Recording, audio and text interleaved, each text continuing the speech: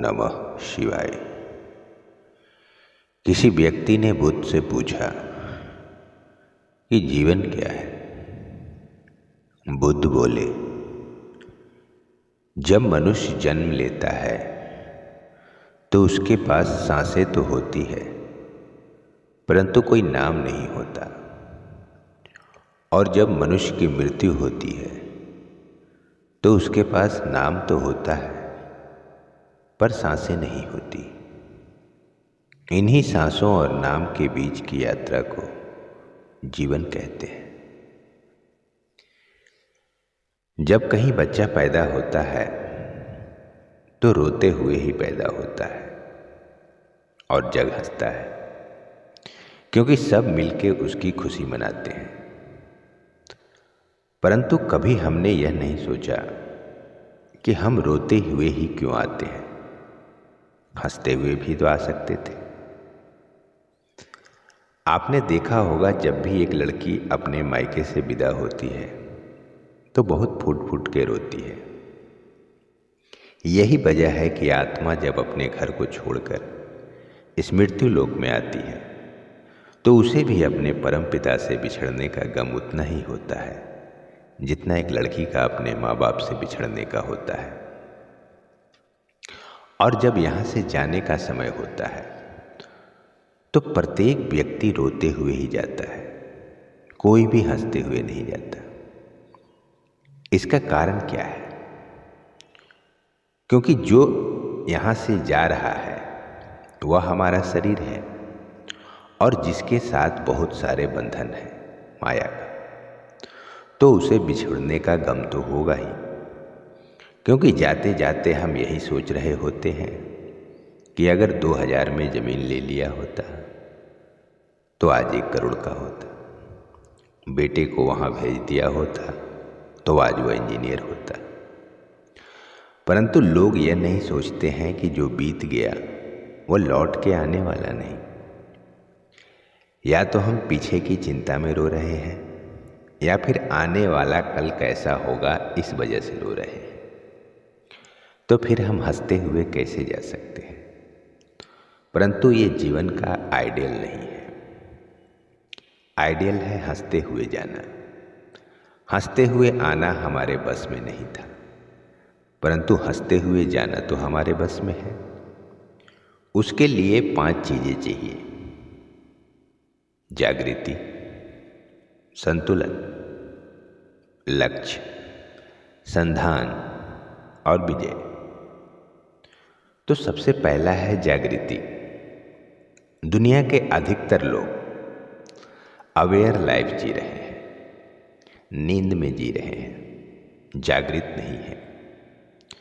जागृत वह है जो अपने हर कर्म के विषय में जागृत है।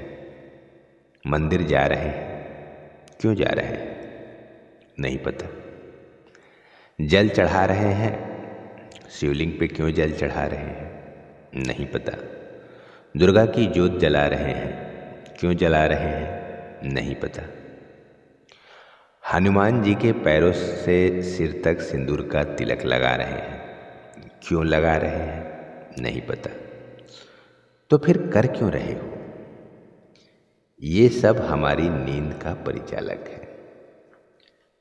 संसार के सारे कर्म अगर नींद में ही किए जाएंगे तो यह जागृति नहीं है। तो फिर हम हंसते हुए कैसे जा सकते हैं? इसीलिए हमारा सबसे पहला कदम होना चाहिए जागृति। दूसरा है संतुलन। तो संतुलन बहुत जरूरी है। हम असंतुलित हो जाते हैं। क्रोध आया, क्यों आया? तो हमने संतुलन खो दिया, इसलिए क्रोध आया। जिन बातों पे क्रोध करते हैं उनमें भी जागृति नहीं है। अब सब्जी में नमक ज़्यादा है, बीवी को डांट दिया, हमने अपना संतुलन खो दिया। नहीं तो यह भी कह सकते थे कि ये ले जाओ, कुछ और दे दो खाने को, हो सकता है गलती से तुमने नमक ज़्यादा डाल दिया हो।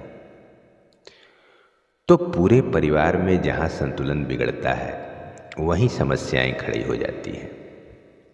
तो बाहर का संतुलन तो हम बना नहीं सकते, क्योंकि सारा समाज हमारे कहने से चलेगा नहीं, परंतु अपना संतुलन तो बना के रख सकते हैं।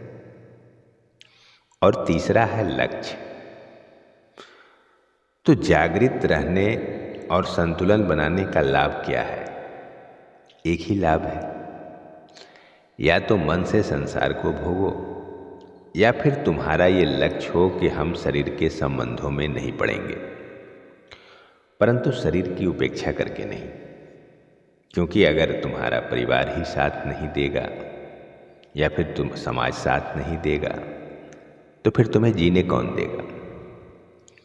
तो ये लक्ष्य होना चाहिए कि हम जागृति और संतुलन के साथ जिएंगे, लेकिन ना परिवार की उपेक्षा करेंगे और ना समाज की उपेक्षा करेंगे।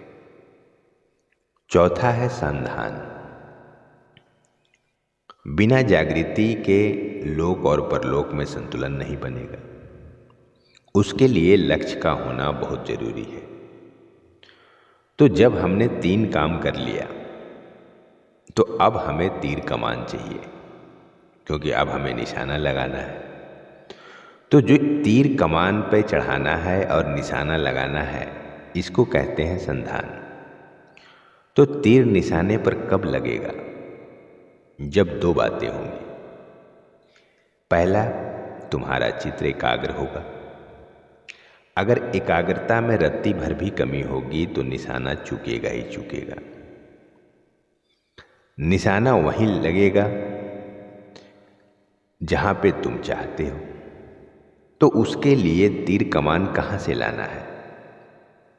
तो अगर हम जागृत हैं, संतुलित हैं और अगर हमारा लक्ष्य स्पष्ट है तो तीर कमान हमें प्रकृति देगी, कोई और नहीं देगा। प्रकृति निश्चित रूप से रास्ता देती है, बशर्ते कि हमारा संकल्प सही हो। तो अंत में अगर ये चारों कदम सही हैं तो तुम्हारी विजय को कोई रोक नहीं सकता। तुम्हें हंसते हुए जाने से कोई रोक नहीं सकता। इसलिए हमेशा इन बातों को याद रखें कि किन सांसों पर एतवार करूं जो अंत में मेरा साथ छोड़ जाएंगी। किस धन का अहंकार करूं जो अंत में मेरे प्राणों को बचा नहीं पाएगी। किस तन पे अहंकार करूं जो अंत में मेरी आत्मा का बोझ भी नहीं उठा पाएगा। डरना है तो सिर्फ परमात्मा से डरो, जिसकी अदालत में वकालत नहीं होती और यदि सजा हो जाए तो जमानत नहीं होती। उम्मीद करते हैं कि यह वीडियो आपको पसंद आया होगा। धर्म, अध्यात्म और जीवन के सत्य को जानने के लिए आप अपने चैनल दिव्यांश दीप को सब्सक्राइब जरूर कीजिए और इसे लाइक और शेयर भी जरूर कीजिए। और ऐसे ही ज्ञानवर्धक वीडियो को सबसे पहले देखने के लिए आप नोटिफिकेशन बेल प्रेस करना ना भूलें। जय श्री कृष्ण।